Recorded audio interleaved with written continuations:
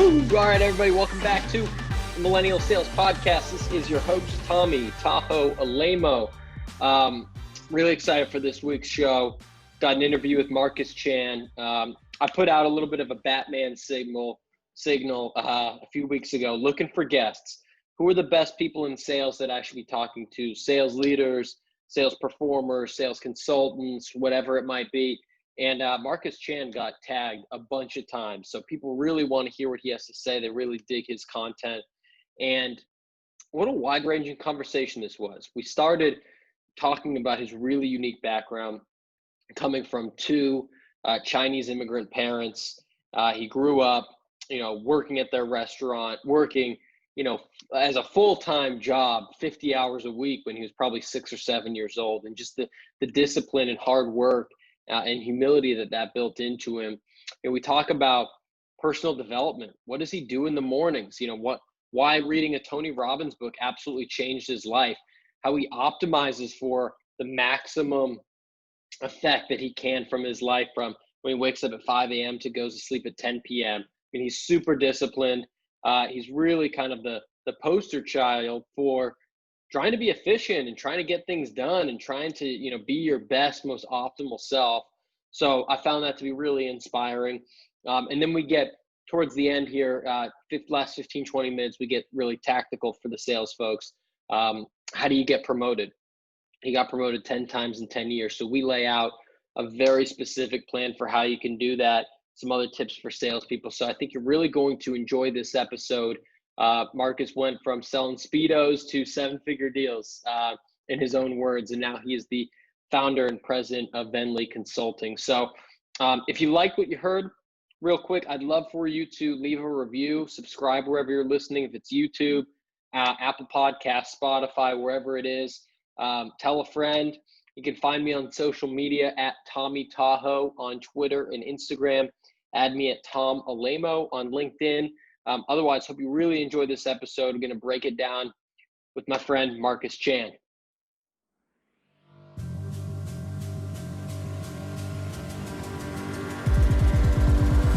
All right, Marcus Chan, welcome to Millennial Sales, man. Good morning. How you doing? Hey, good morning. Good morning. I'm happy to be here up the I-5 to chat with you, my man. Yes, sir. Yes, sir. So I put out, a call to my network on LinkedIn when I picked this podcast back up. Who should I have on? Who's an expert at sales? Who do the people want to hear from? And I haven't counted, but you were probably the most tagged person on that post. Probably 5 or 6 different people said, hey, you got to have Marcus Chan on. He's the guy. He's the guy that we want to hear from. So I'm excited to chat with you. Hey, I appreciate that, right? It's probably because I paid them all off, but, it worked. It worked. So now I'm here. No, I'm just kidding. I feel very fortunate to be here. Yeah, it's a good investment. Well, I'm excited to talk through this with you, and I really want to take it back to the beginning. You've got such an interesting come up story, right?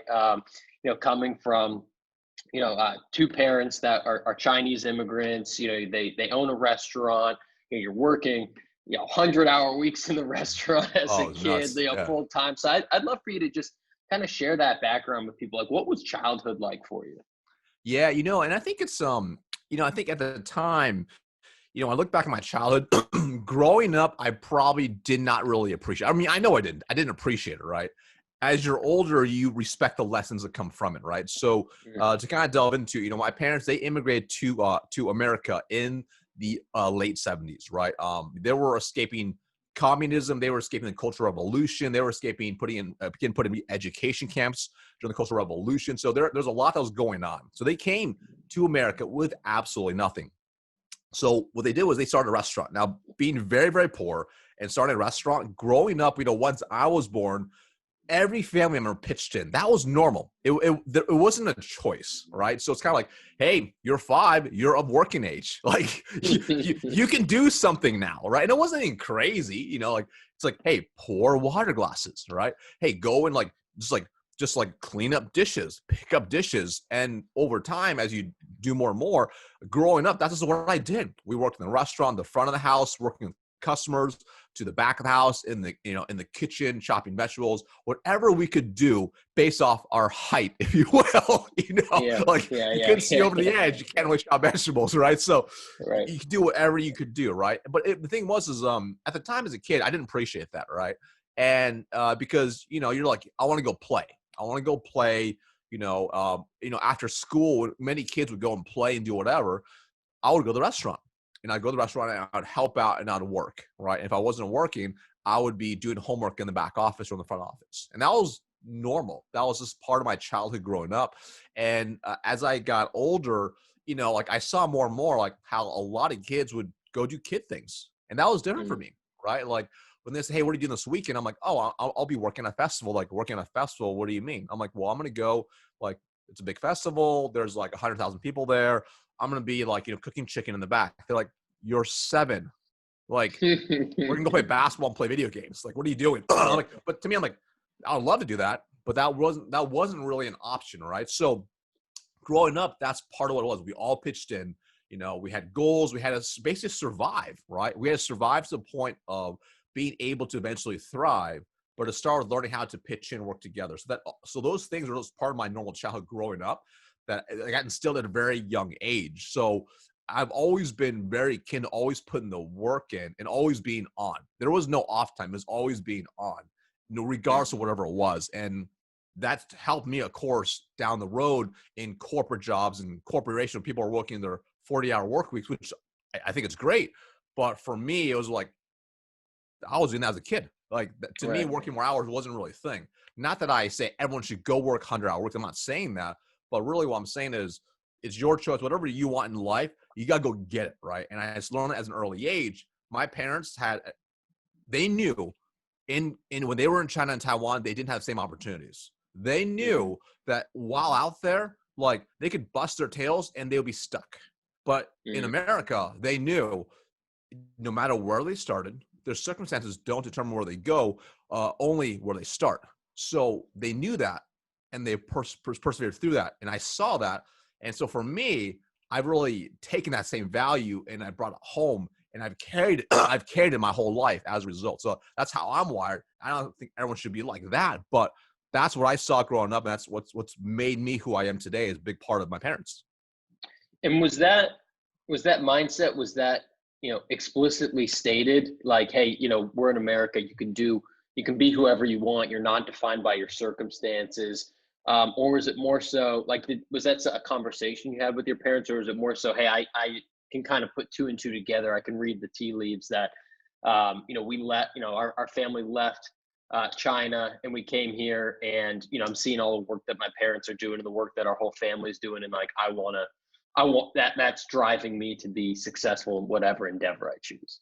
Yeah, I wish I could say yes. I wish it was that simple, right? I think a lot of it has to do with a lot of like Chinese culture, where and this is where it could be also really dangerous too, where I've seen it work the opposite. In Chinese culture, typically, it's not uncommon for when you achieve something that your parents push you to do more. Is not uncommon, right? So if, for example, if I got a B in school, they'd be like, why didn't you get an A? Right? If I got an A, why didn't you get an A plus? If I got an A plus, why didn't you get more A pluses? Right? So it was always a push you to do more, which can be good or bad. That can be really tough on kids growing up. And that was tough growing up. It really was, like my sisters struggled with that for sure. That was really tough for them. They didn't handle it the same way I did. Me, it pushed me more, right? So for me, I'm like, dang, I guess you're right. I could do more, right?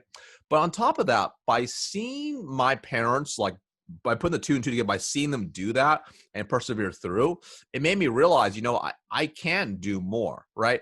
But it was never, for them, they never had that same message. You can do anything you want in life. That was never their style. It was more so like, it's like, you need to put in 100% and like, look at where we came from. Like, we didn't have a choice. You have a choice. You have an opportunity. You need to do your best and be the best. And early on, especially as a kid, it was more so in the 80s versus as I got a little bit older. But early on in the 80s, I mean, there's still tons of racism out today. It was very rampant as well back then. And where I grew up, it was a predominantly white town. So growing up, I mean, we stood out as a family. And it wasn't uncommon for racist things to happen to my parents.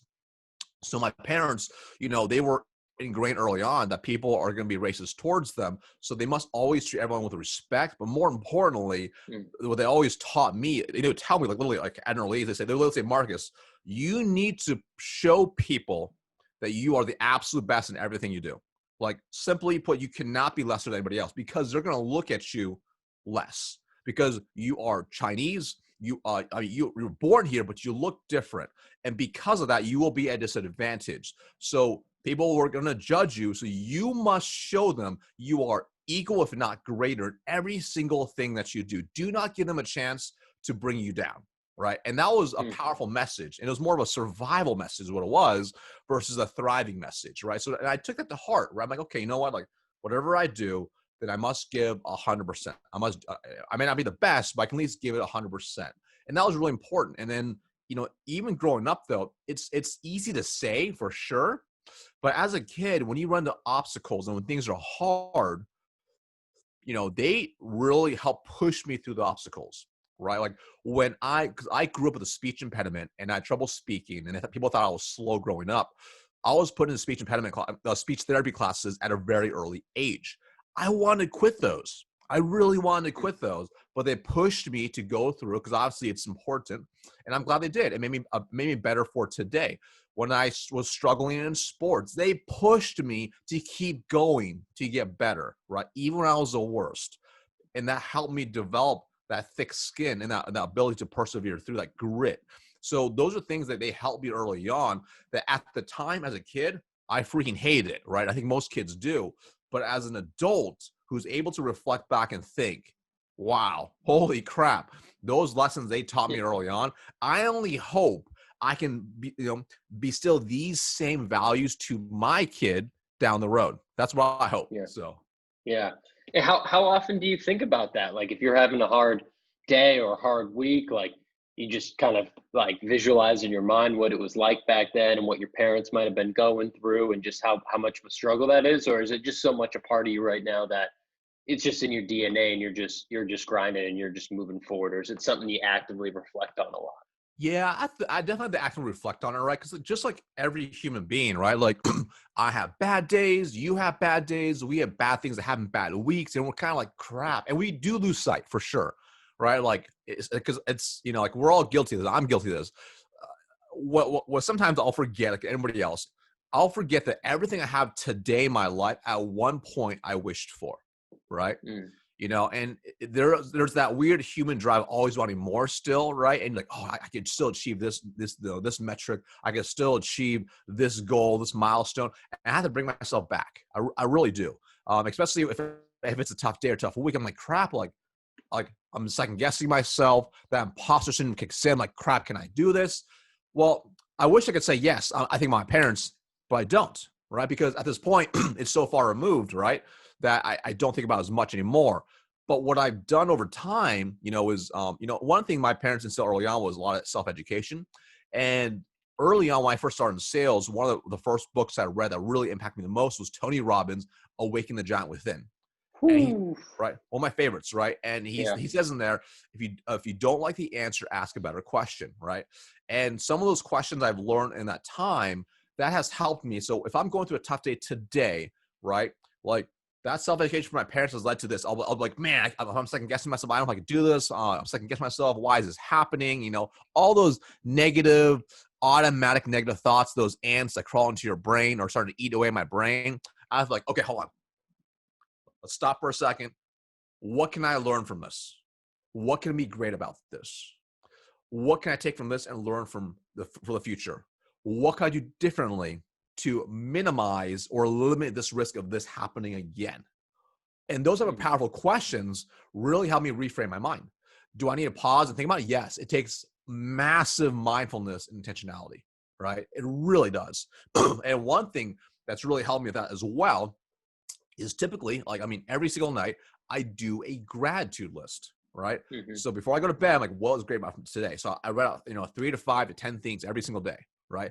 And by doing that, if it was a rough day, it is literally forcing me to think those questions through because I'm like, oh, this day sucked. Like, what the hell happened today? Yeah. What am I grateful for? I'm not grateful for anything. This is a crappy day. Like, blah, blah, blah. Your head starts going, spiral. I'm like, oh, hold on. All right, freaking just chill out. Just chill out, okay? Like, what was great? What could be great? What did you learn? What could you have done differently? And all these questions are so much better. And it leads to, well, actually, you know what? I'm grateful for this and this and this. Well, actually, and also this and also this and also, you know what? I think to prevent this, I'm going to try this tomorrow and hopefully that'll work better. And those things help down the road, right? So I would say I would wish it was my parents, but I tell you what, I give them credit because they helped drive the self-education piece, which has led to me uncovering someone like Tony Robbins, which has helped teach me how to reframe my brain in a better way in those tough moments. Yeah. It's so funny because I have a very similar case of early in my sales career. I'm a big Tony Robbins fan. I came across the book, to Think and Grow Rich by Napoleon Hill, Yeah. that completely kind of, blew my brain up at that moment and kind of Yep. changed the way I thought about everything. Can you bring me specifically to what it was like? It sounded like it was maybe your first or early on in your sales career when you found that book. Do you Yeah. remember what you were going through, how you found it? Did someone give it to you? What was the kind of that flipping point for you? Yeah, great question, right? So, you know, it's funny, right? So by the time I was, 21 and I was in my first outside sales job, just brand new in a startup, there was no direction, there's no training, there's no development, like many people. And like many people, I had a Yeah. sales leader who had never done the job before successfully. Mm. And it was also, this is before startups were cool. This is like 2007. So it was before startups were cool. So, it was like early startup world. Right. And on top of that, they're also, like the recession was starting to hit. And I Mm. had been struggling. And for weeks, hadn't closed a single deal. I was barely booking any appointments. I was struggling cold calling. We did canvassing as well, door knocking. I struggled doing that. I mean, I was like the worst. I was the worst rep in the company. And I was like, oh my God, and before this, I've always had somewhat decent success and really, whether it's school or whatever, I was able to work hard and persevere through. At this Mm. point, I was second guessing myself like no other. I mean, and I remember I went and I was getting, I went to the library. Well, first week I struggled the first week talking to my girlfriend and she's like, well, hey, listen, you do love reading books. Why don't you get some sales books? I'm like, oh, of course, that makes sense. I should go some sales books, Yeah. right? And at the time, there wasn't as many prevalent like sales resources online. LinkedIn was still a resume type site. Like there wasn't people posting tips on YouTube. There wasn't anything. So I'm like, okay, I'll go to the library. I went to the library and I got every single sales book. And I started reading them voraciously. I mean, there were books, Brian Tracy, Zig Ziglar, Og Mandino, all the typical Mm. sales books that everyone kind of reads. And I started going through them like crazy, and for weeks in a row. And every single week I was going to the library getting as many new sales books as possible. And I was trying and trying and trying. And it was probably about 6 weeks in, and I was having like no success. I mean, I was like still hadn't closed a single deal. Like literally, like I Mm. was like second guessing myself like no other. And I remember like literally going to I remember like literally like going home, like wondering, like, what am I going to do with myself? Like how am I going to like thrive or even survive here? Right. Yeah. Like, how am I going to push through? I could tell my boss was not happy with me. I was second guessing myself. I was insecure about it. I had zero confidence. And I was seeing myself like on top of that, I'm like, oh, crap. Like I'm going to let my parents down. Like I'm gonna let my parents Mm. down. Like they wanted me to be an accountant, a lawyer, a doctor, or a pharmacist. I did none of those things, and I wanted to go in sales, and now I suck at sales. I'm like, Yeah. what am I gonna do, right? And on top of that, my girlfriend, now wife, my girlfriend though at the time, I wanted to propose, but I couldn't afford a ring. I couldn't Mm. afford a wedding. Like I was like, what am I gonna do? Like, and if I was like, if I get fired or if I quit my job, the recession's hitting right now. Like unemployment is already creeping up pretty rapidly. Am I going to be able to find another job? So Mm. there's all these things that was happening. And what was really interesting is that's when I uncovered at the library, I just happened to stumble upon it, right? A Tony Robbins book. Like that's what it was. It was just like happening like selling. I'm like, it was close to the sales section. I'm like, Tony Robbins, whatever, like kind of looked through. I'm like, well, actually it's kind of interesting actually. Started reading it, and that literally it like opened Pandora's box for me on personal Mm-hmm. development, right? It literally was like just how to reprogram your mind and essentially hack your way into high performance. I became obsessive about it, right? Now, Yeah. that specific question, a specific quote of, if you don't like the answer, ask about a question, that came from that book, right? Yeah. And from there, I was able to eventually figure out how to sell and start having success. And I became a top performer within a couple of weeks, and it was on from there. But that's when my journey started. And I became obsessed with personal development. Tony Robbins, Napoleon Hill, right? I mean, like every single Brian Tracy book that was out there that's on personal development, every single potential guru out there, Jack Canfield, all those guys, I was obsessively reading. Like I literally, I made personal development my full-time job. And that's what it was. I mean, I spent I went to the library. I bought books. I bought courses. I went to seminars. I spent easily I probably spent like 9-10 grand just that year on personal development, right? And what's been amazing is there's a classic Jim Rohn quote, right? Like, when you work hard at your job, you make a living, but when you work hard on yourself, you make a fortune. And I have found that to be 100% true, right? Like, when I invest into my personal development, become the best version of myself, it helped me become better at sales, human connection, and every part of the sales process. And being better boyfriend, husband, brother, whatever. Like, it changed my life. That's why I'm so obsessive about personal development, because I know the power of it and what it could do for other people. And I've seen it for me personally and for all the people I've worked with as a result. Yeah. I mean, I couldn't agree with you more. I felt the same way, that, the light switch kind of flipped for me. And that was about 5 years ago, when I was in my, the first few months of my first sales job post college.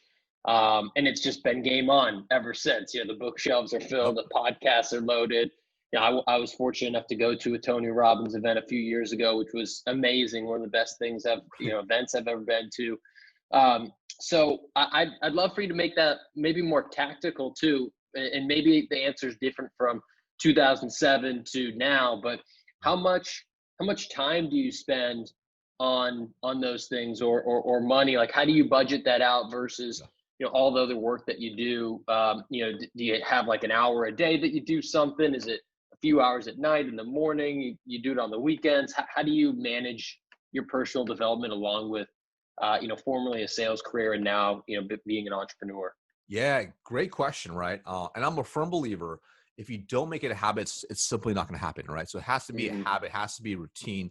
There's a quote on my wall. This is actually my admin years ago. It's one of my favorite quotes. It says, you are what you repeatedly do. Excellence is then not an act, but a habit. And when it goes to personal development, that's absolutely vital. And everyone's situation is a little bit different, okay? And I 100% get that, right? But I believe every single day you should build in time to personal develop. Does that mean you may need to cut certain things? 100%. If you were watching Netflix for 3 hours a day, you probably have to cut that down, right? If you're just like playing video games all day, you probably have to cut it down. And really, it's up to each person, right? It's really, how bad do you want to become the best version of yourself? And what are you willing to sacrifice to get there? And it's either going to be time or money. It's simply that. So you have to really be willing to do that, right? And there's a big difference between being committed versus interested. When you are interested, you only do things when you feel like it. When you are committed, you do things regardless of how you feel. That's true commitment right there, right? So, and I show it's really important. So for me personally, I personally develop every single day. And it starts with my morning routine. That's just part of what I do, right? So even as part of my morning routine, I do a power 30-minute workout, okay? In that 30-minute workout, though, I'm listening to a book that's feeding my mind.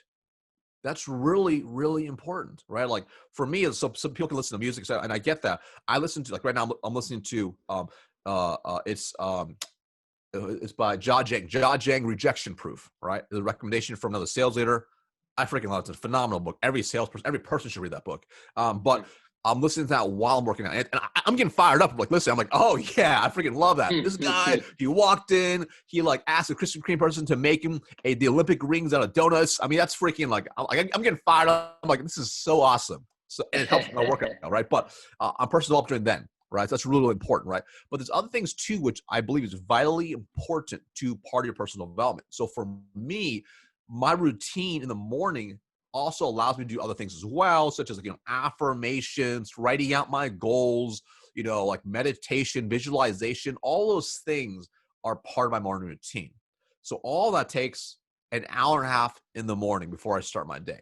And I'm not saying everyone needs that. That just works for me. When I first started doing that type of stuff, it was like 5 minutes. But I would say take a little bit of time each morning to self-develop. Maybe it's reading for 5 minutes, right? Make it simple. Start with like 5 minutes, or maybe it's, hey, start with reading one paragraph, right? Because when you start with one paragraph, it's going to lead to 2 and 3 and more, right? So you start small and build up, right? And then at the end of the day, before I go to sleep, I also allot just 15 minutes of reading, right? So I also read a hard copy book as well, just because it allows me to digest it in a different way. So I'm reading a Jim Quick's Limitless at night. So I read for 15 minutes, right? And then I go to sleep. Well, I have some other things I do. I meditate, I do some goal review, etc. But those things all help as well. So it's really about setting some time aside to do it. And everyone's a little bit different. So for me, when you look at my morning and evening routine, it's about 2 hours a day. That's part of my routine. Okay. Now, if I have recently, joined a program or something or that to make myself better. So for example, on Monday, I joined a brand new program on personal branding, right? It's a $2,000 program. I didn't say I bought it immediately, right? And I'm going through that right now. And right now I'm spending about an hour a day in addition to everything else to go through the modules and to execute on the modules, right? Mm-hmm. And that's really, really important. So that for me, it's important, right? Because I know it's an investment in my time. By me spending time to do it right there, it will help me down the road to achieve whatever it's going to be. And I think it's important for everyone. The mistakes some people make is when they're working on personal development, they only consume, they don't execute. Yeah. Right? You have to consume and execute, right? So for example, like my morning routine before was like a 5-minute routine max. Now it's an hour and a half because as I've learned, can you walk me other through? people, Can you walk me through in detail what that 90-minute looks like? I love details. 100%. Okay, so I wake up at 5 a.m. Okay, I immediately roll out of bed. I don't look at like any notifications. Okay, that's really important because it gets sucks you in. You get trapped, right? So I literally I flip my iPhone, I unlock it, and then I close it so all those notifications are off, right? So, right? Yeah. I go, I brush my teeth, I change, I go downstairs, I get a large. Actually, this cup right here is pretty massive. I think it's like 32 ounces, maybe 24 ounces. And I fill it with ice water and a teaspoon of apple cider vinegar. Okay. Mix it all up. It's very refreshing. It's invigorating. It's good for, the pH levels. So then I go and I do my power 30-minute workout. Every single workout's already planned out. It's between 360 to 400 repetitions of a targeted muscle group. I hammer through that. I listen to whatever audiobook or sometimes it's a podcast, right? Whatever I'm focused on, right? I go through that. I then shower. I change again. Boom. I go downstairs, right? And then I go and I write out my 1, 3, and 5-year goals. All right. So it's really important. I write them all out. Okay. The mistake I made before was I would have goals and look at them once a year, right? At best. So I review them every single day. So 1, 3, and 5-year goals. I review that for 5 minutes. I'm writing it all out. Then from there, I go through affirmations for 5 minutes. So affirmations that make me feel confident, right? And they can be different for everyone, right? Like, for me, it's very, very simple. It's like, I'm a confident entrepreneur. I'm a successful entrepreneur. Whatever I want to say, it doesn't really matter. Like you have your own that's to make you feel really good, right? Yep. I go through my affirmations and then I go through 10 minutes of visualization. And that's really, really important for me. So the visualization is, and here's what it is. It's going to sound a little bit nuts, but it works for me. So imagine if you had achieved every single one of your 1-year goals. Okay, 1 year from today, if you achieved every single one of your 1-year goals.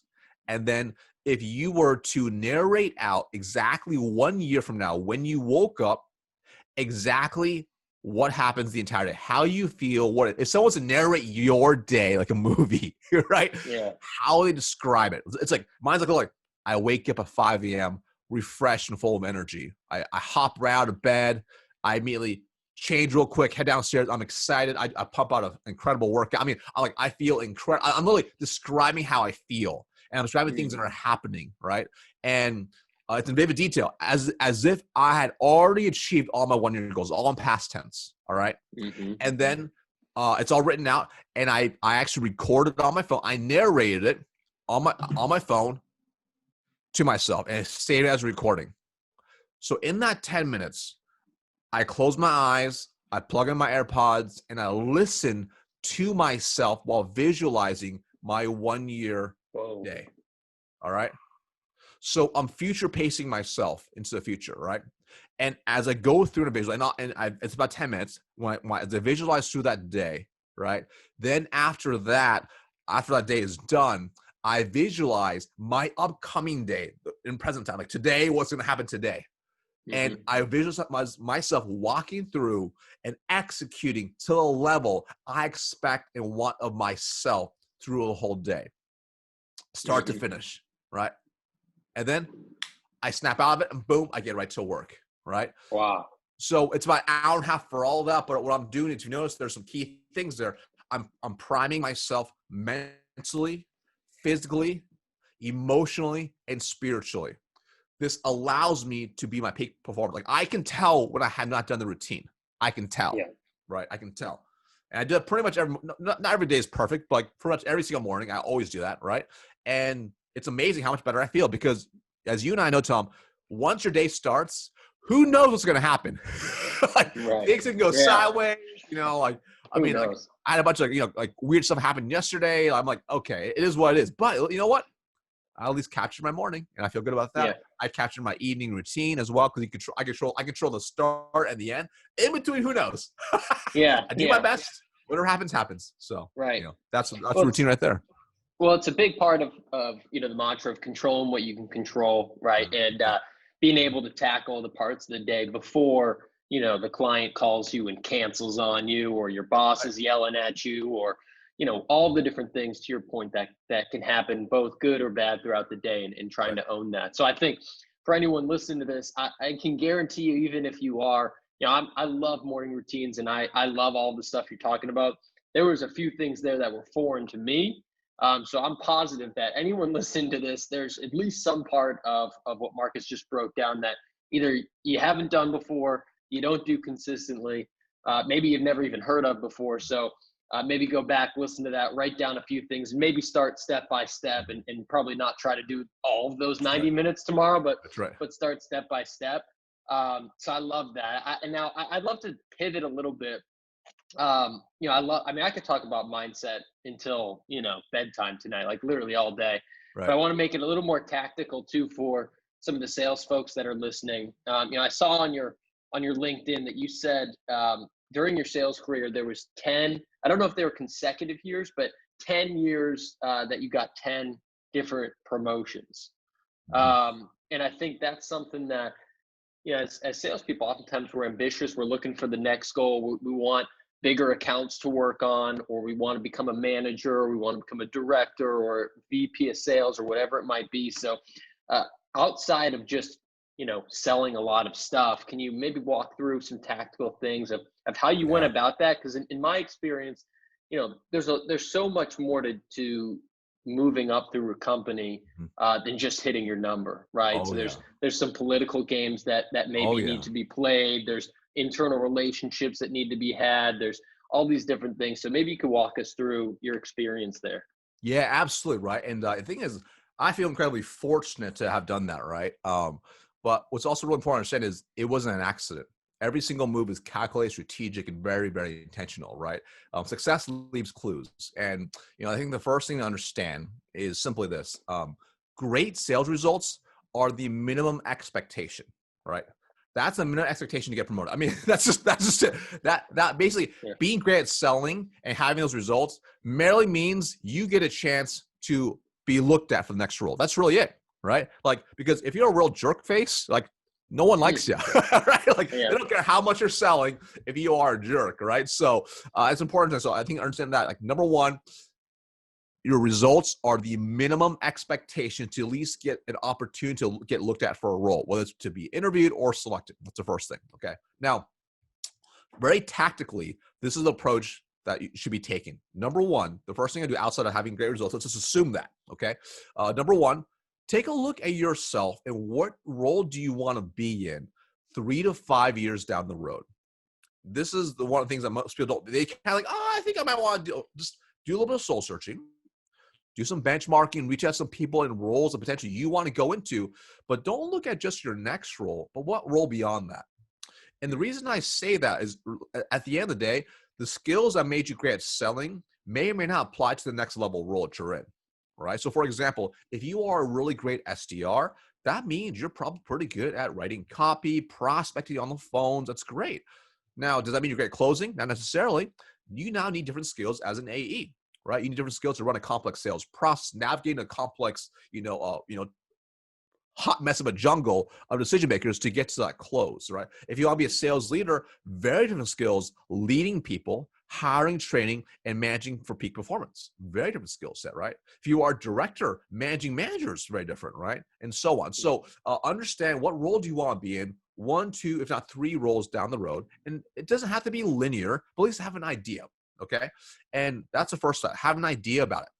And then from there, what you want to do, I would recommend is set up informational coffee chats or whatever it's going to be to learn more about those roles with people that are already in those roles, right? And what you really want to know are, hey, what skills do you need to learn before you get in that role?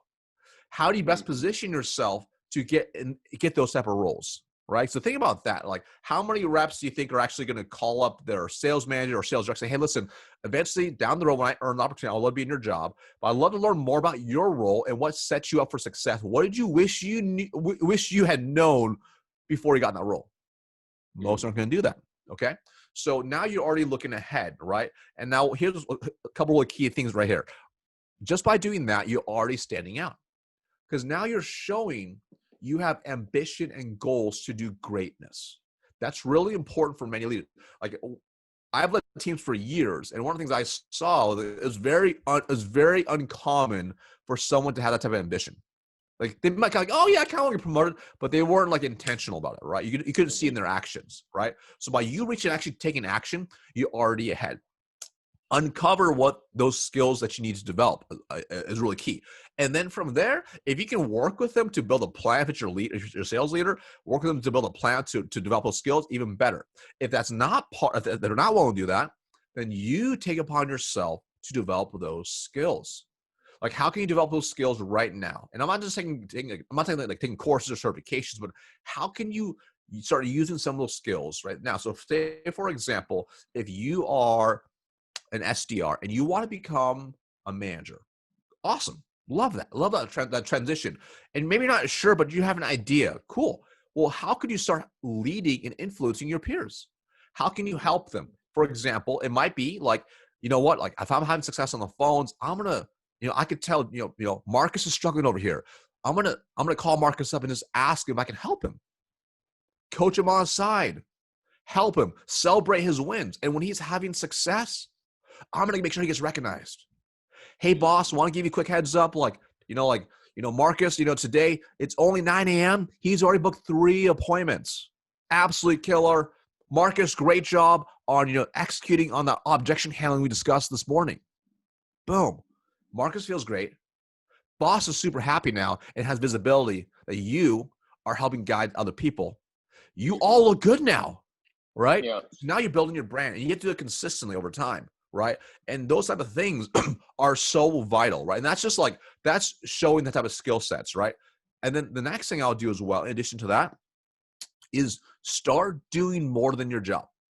Right. Well, first of all, you have to do every part of your job is required. So even the things that you hate, like let's just say you hate CRM, put your notes in CRM. Okay. Don't put your notes in. Like if you want to be the SDR manager, I'm sorry to say you're gonna have to do things you don't like. So put the notes in. Don't give them any reason to bring you down in the interview process of not hiring you, okay, or promoting you in that role. So do the things you don't want to do, and do the things that once you are the leader, that your team is not going to say, "Hey, you didn't do that," right? You don't want that. So do those things as well, but then do more and help influence up to show, number one, you have other skills that can pay the bills. But number two, that you are creative and on the forefront. So here's a really good example. Let's just say I'm an SDR and I'm crushing it on the phones. And what I have uncovered is I have a 4-step sequence on the phones for objection handling that crushes every single objection, right? Beautiful. And it's working so well for you. So you say, hey, boss, listen, I've been testing this new sequence of objection handling. I've been running that for 4 weeks. I literally, when I have 10 decision makers that answer, I will book all 10 because of the sequence. Can I run a training with a team this coming week and teach them the sequence? I think your boss is going to say yes, right? And then you go and you do it, right? And then when they start having success, it builds your brand. You start becoming the go-to, and you do consistently. You don't just do it once, you do consistently. And over time, you become known as that person who's supposed to be in that role. So I'll give you a really good example, right? So I remember at my last company I was with, I was one of the fastest promotions to a sales manager in the company's history. The company's a real old school company. They've been around for years. Most people have to sell for 3 to 5 years to become a sales leader. I was really fortunate. I did it in 9 months. And I was running this team, and it was the worst team in the company. And I uncovered, like, for sure there are people dogging me. They're like, oh, why is this guy getting promoted? Blah, blah, blah. So there's a lot of haters for sure. I'm like, I get it. It's nature of the beast, whatever. So as I was turning the team around, I would consistently provide value for other leaders in my market and region. So as I was doing things that were having success, I would say, like, for example, like I run a tight routine, right? And we started having a lot of success from, like, I mean, we went from understaffed and never hit a number to crushing a number, overstaffed properly. We were developing like superstars, and my boss is like, I'm not really sure how you're doing this. Can you map out what your routine looks like? I'm like, absolutely. So I mapped out exactly what I did from when I woke up to when I went to bed, 5 a.m. 10 p.m. every day, right? I mapped out into a grid, and I showed him, I'm like, but here's how the strategy behind it. I explained all of it, right? He's like, holy crap. I'm like, would you like me to train everyone else? Right? He's like, please do. So at the next leadership meeting, I trained everyone on the routine, right? And then from there, every single time we had a leadership meeting, I was constantly the guy doing training on different things. Hey, here's how you coach someone from low to high performance. Here's how you neutralize a situation. Here's how you teach this. Here's how you do this. Here's how you analyze an income statement to drive performance and results here. And start teaching all of these things that, even though a year and a half prior, they were dogging me. Now they're like, wow, this guy actually is resourceful. He's helpful. He wants to help everyone else out. He's giving selflessly. Like, people would ask me, like, hey, how did you? I'll just tell them, like, because most people are kind of trying to hold their secrets. I'll say, here's how I do it. Here's what to say. Here's how. And people are just like, wow. And over time, when the next director role opened up, most people takes 8 to 10 years in that company to get to a director level role. I did in 4.5 years, not because I was any better. I mean, I was decent at my job, but because I built such a strong brand, such a strong brand around me of doing all those things, because I was influencing up. I was showing skills that they wanted to see in a director, right? I was doing all these things that helped. And that's where, for those out there, if you want to get promoted, you cannot sit and wait back and hope your results get there. The results are a minimum expectation, but you need to look ahead, develop your skills for the future role, and constantly be building your brand around the future roles and marketing yourself in a really good way that's not sleazy, by providing massive value to everyone around you. And when you do that consistently, you will eventually get promoted. You'll have opportunities to tap you on the shoulder. You'll have other things that are going to happen as a result, and you'll be one of the first people on top of mind to get the next role as a result. And do you recommend, as part of that, let's stick with the example. I'm an SDR. I want to be an SDR manager. You're building your brand around that. You're doing your job well. You're doing other jobs. You're doing the whole thing that you just outlined. Do you recommend them going to their current manager and saying, here's the list of the 12 things that I'm doing. When there's an opportunity, I want that role, or talk about, hey, I want that role in the next 12 months.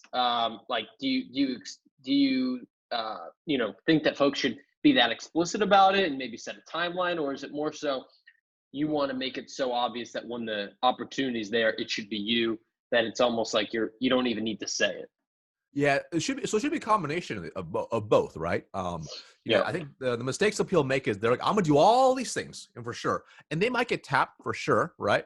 But if it's not clear what they want, it makes it really hard. Now, What you don't want to do is say, hey, boss, I want to get promoted in a year. I want your job.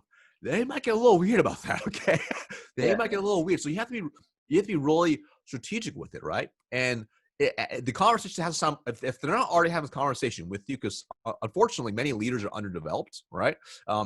You need to bring the conversation to the forefront, but you do it in a really good way. And it might sound simple like this. It might be like, if Tom, if you're my manager and I'm your SDR, I'll say, hey, Tom, would you be open to having, like some meeting for you and I to talk about, potentially, my future? I love this company and I'll love to just map out together, a development plan so I can help get to my next level in my career if you're open to it.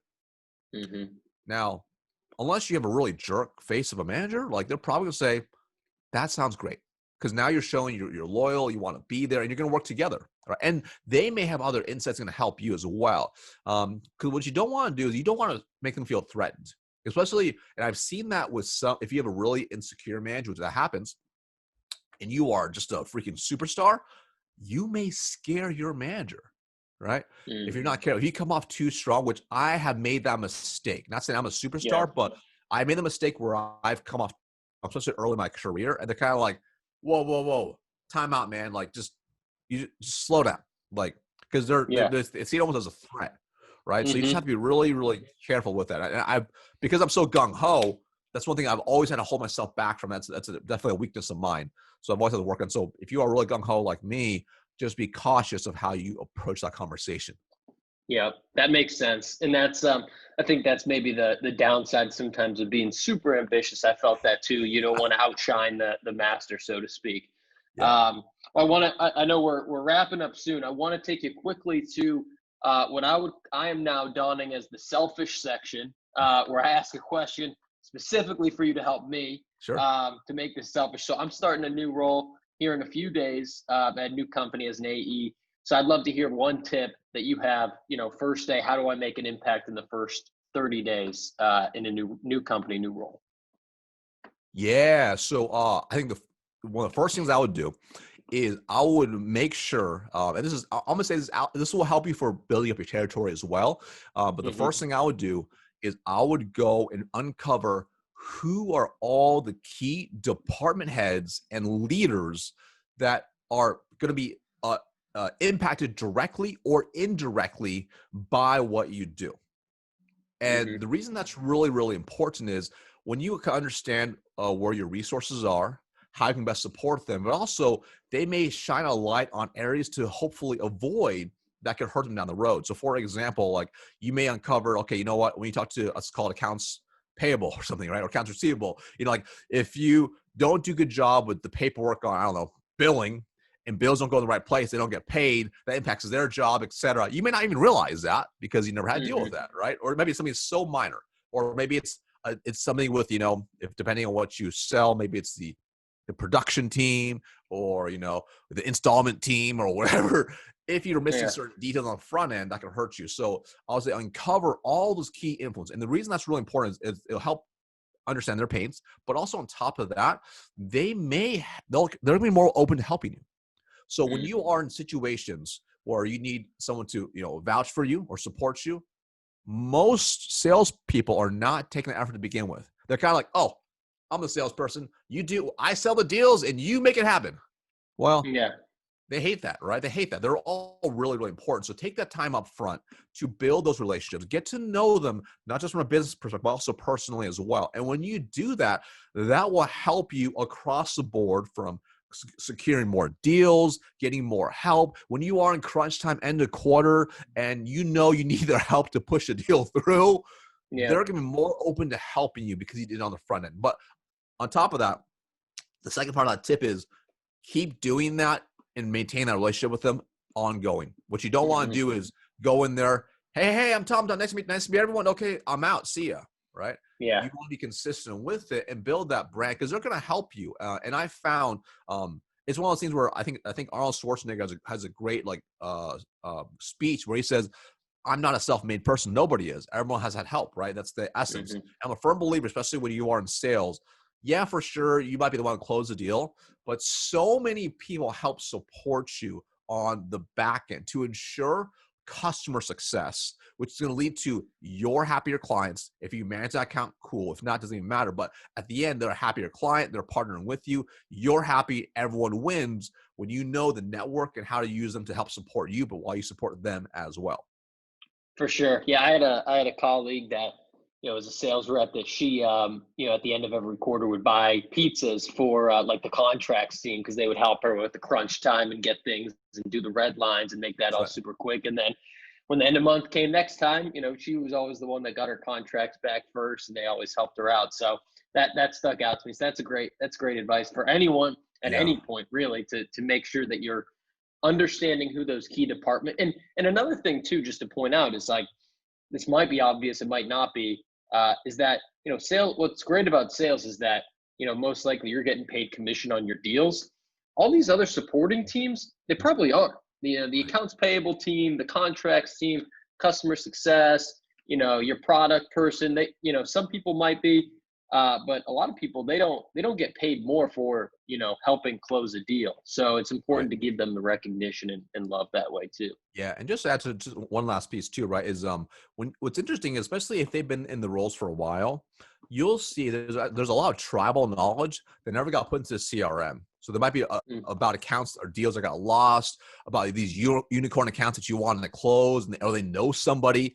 It's amazing how many deals my teams have been able to close, not because of their outbound efforts, but simply because someone in the business had some prior information that wasn't in sales. Like, Johnny's been here for 30 years. He's seen these accounts come and go. In fact, he knows this person's contract's going to come up soon because we lost them 5 years ago. They're probably due to get earned back now. You're like, oh, that wasn't in the CRM.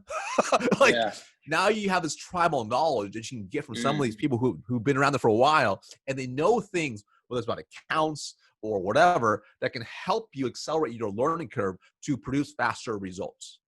Yeah, I love it. Marcus Chan, it was a pleasure getting to know you this morning and uncovering. I'm fired up. I'm ready to wake up tomorrow morning, get into the routine you outlined.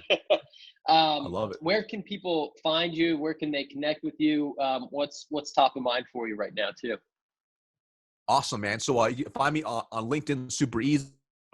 It's just only guy with speedos tagline. Of course, you can find me on Facebook and Instagram as well. And last simple, easy place to go as well is I have a brand new free training. Just go to marcuschan.io/webinar, marcuschan.io/webinar. It's a free training how to sell more, earn more, regardless of years of experience. That's awesome. I can't believe we didn't get into the speedos. We got too into the mindset. I wanted to bring it up, but we were tackling more important issues today, I guess. Next time. That's right. That'll be part 2. Yeah, for sure, man. Well, I appreciate it. Everyone go check out Marcus, add him on LinkedIn, start up a conversation and check out the training. And thanks for coming on, man. This is awesome. Thanks for having me on. My pleasure.